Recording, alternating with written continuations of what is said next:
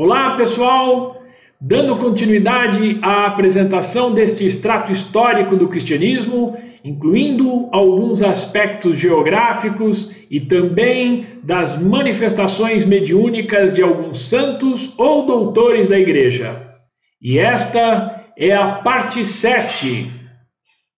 A partir daqui, falaremos a respeito de alguns doutores e ou santos da Igreja que tinham o chamado dom do Espírito Santo, o nome que se atribuía à mediunidade. Mas antes, vamos apresentar neste mapa muito bem elaborado, cuja a fonte do Wikipédia consta na tela, a situação do Império Romano entre os anos de 293 e 313, onde ocorreu a divisão entre os tetrarcas, visando a melhor administração do império. Dando um passo atrás na nossa cronologia, antes do Concílio de Nicéia, portanto, no início dos anos 300, destacamos dentre os que a Igreja chama de santos taumaturgos, que são aqueles que fazem curas e milagres. Gostaríamos de destacar São Ciro de Alexandria e São Pantaleão, que era de Nicomédia da Bitínia, atual Turquia. Nós podemos ver aqui no mapa, aqui fica Nicomédia, aqui fica a Alexandria, no Egito. Ambos eram médicos da matéria e que curavam com a ajuda da mediunidade. Eles eram também chamados de santos anárgiros, ou seja, que não aceitavam pagamento por suas curas. E assim, seguindo à risca o ensinamento de Jesus, que consta em Mateus, capítulo 10, versículo 8, dai gratuitamente o que recebestes gratuitamente, citando o dom de curar. Com esta prática da caridade, eles nos lembram Bezerra de Menezes, o médico dos pobres em vida, que no plano espiritual é o dirigente médico das casas espíritas brasileiras dedicadas à cura espiritual. Estes dois santos foram perseguidos por Diocleciano, o imperador da época, por praticarem atividades de cura e morreram como mártires. Entre os anos de 325 e 460, tivemos os chamados teólogos científicos. Dentre eles, vamos citar um dos chamados 13 hierarcas, que era o termo utilizado para a autoridade superior. Ele era do cristianismo oriental, que foi São João Crisóstomo. Crisóstomo significa boca de ouro.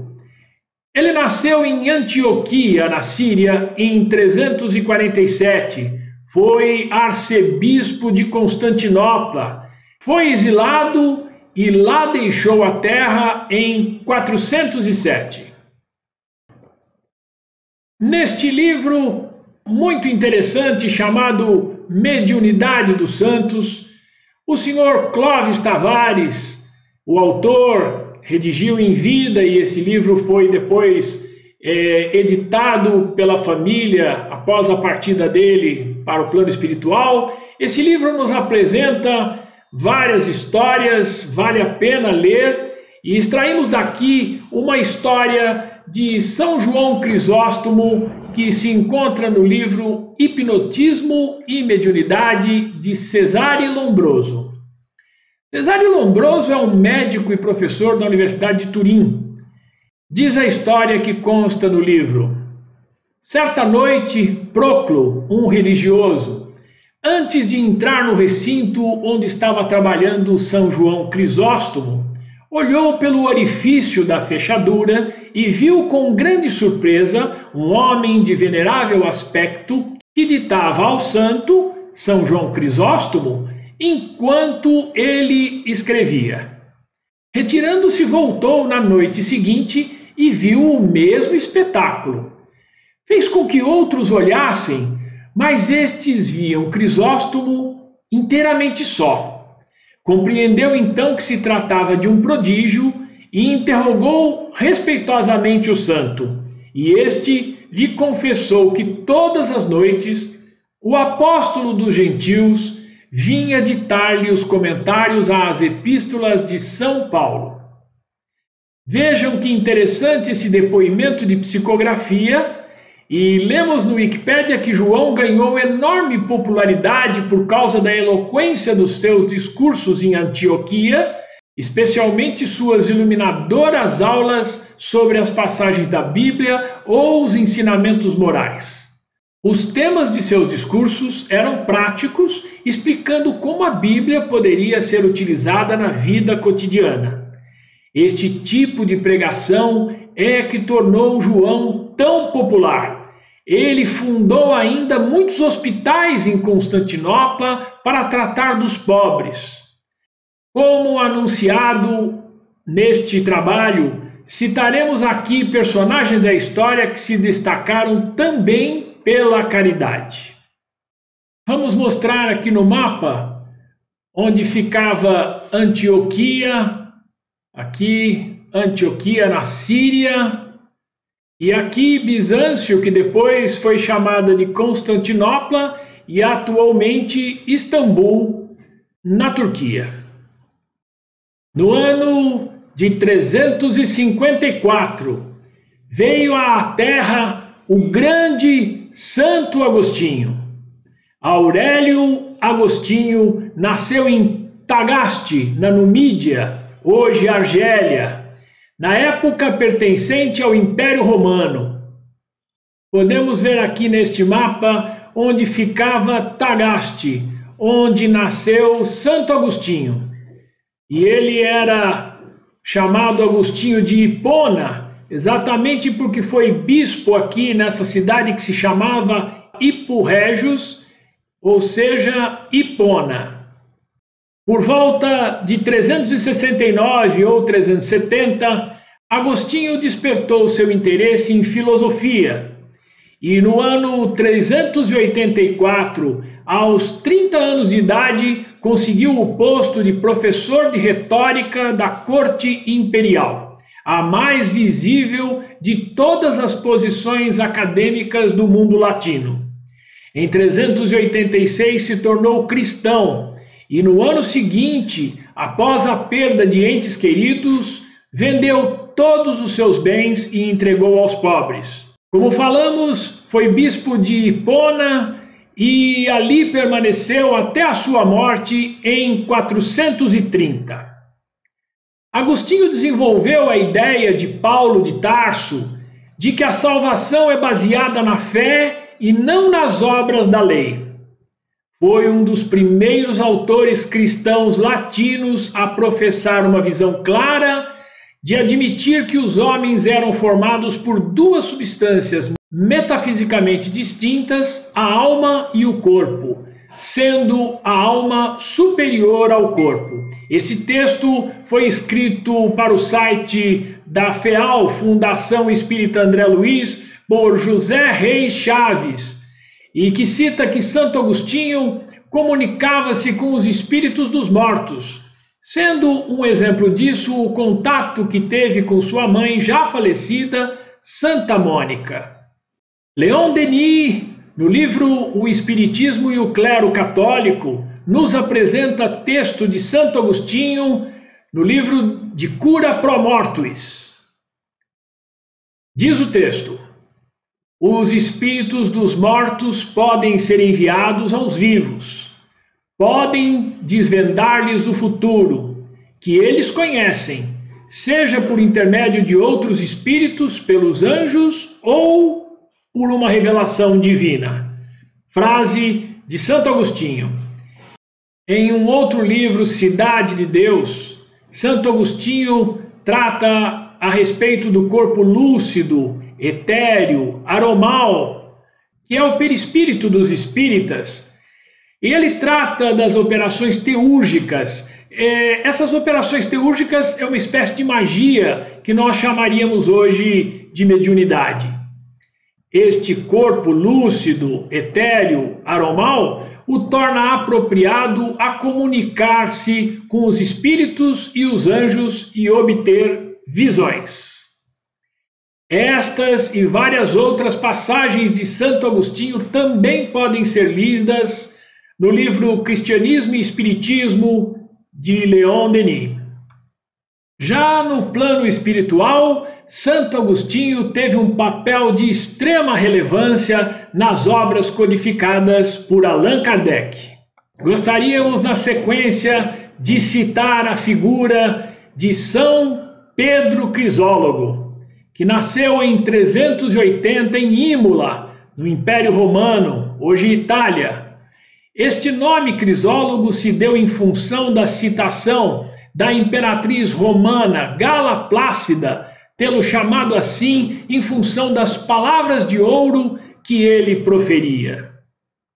Foi bispo de Ravenna por volta de 433 e era famoso por suas homílias breves e inspiradas, algumas delas explicando a encarnação, sobre João Batista e sobre Maria Santíssima. Nesta época, o cristianismo já não aparecia com aquela mesma humildade de outros tempos. Suas cruzes e cálices deixavam entrever a cooperação do ouro e das pedrarias, mal lembrando a madeira tosca da época gloriosa das virtudes apostólicas. A união com o Estado era motivo para grandes espetáculos de riqueza e vaidade orgulhosa, em contraposição com os ensinos daquele que não possuía uma pedra para repousar a cabeça dolorida. Este texto foi extraído do livro A Caminho da Luz, de Emmanuel.